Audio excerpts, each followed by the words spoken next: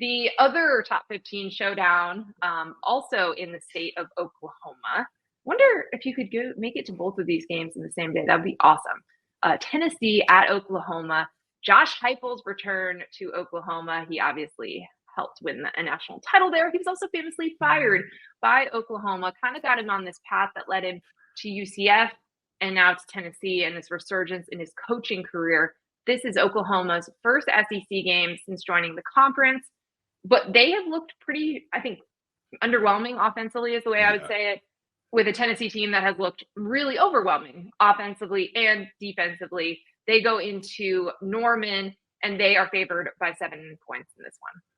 It's funny because Josh Heupel during his media availability was like, "Oh, I know the Oklahoma fans are going to be so nice to me and they're going to be all quiet because I played there and I was a good player there." And so like he's leaning into the return, which I certainly appreciate. Yeah. There's going to be a lot of juice just from that standpoint.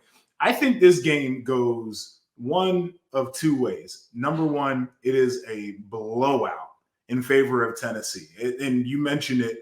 The offensive struggles for Oklahoma right now are pretty startling. I believe Jackson Arnold is their leading rusher, and part of the reason why is because the pocket breaks down so often that he has to make magic, and he can.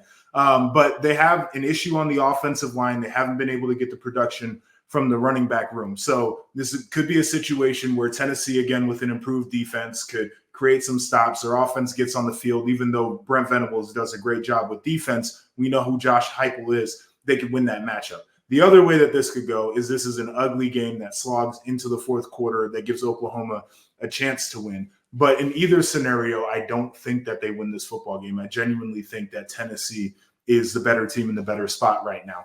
I'm going to lean toward Tennessee being able to cover the 7 points in this one. But I do think that the game scripts in my mind are pretty defined on how this one can go.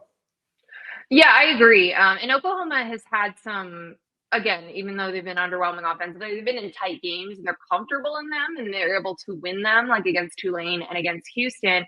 Yep. But man, I don't think that offense can keep up in this game. And Brent Venables' defense is great. That has been what is winning them games. That they're forcing turnovers, but also just they're relentless. And that's why you hire Brent Venables, right? You want that to be your identity of your program.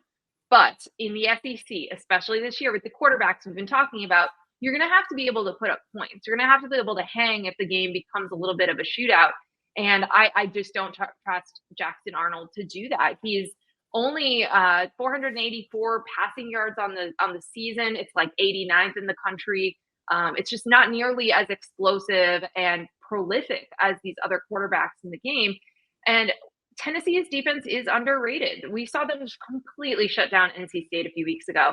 And I think that they're going to be able to do that. I am going to take Tennessee to cover in this game.